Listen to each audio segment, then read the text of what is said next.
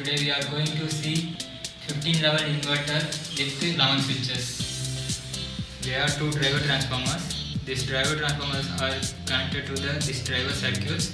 These transformers are used for given to the supply of the driver circuit, and this is the peak controller. This peak controller is generate the PWM pulses. These PWM pulses are given to the input of the driver circuits, and the driver circuits output will be connected to the 11 switches, and this is the main circuit of this inverter.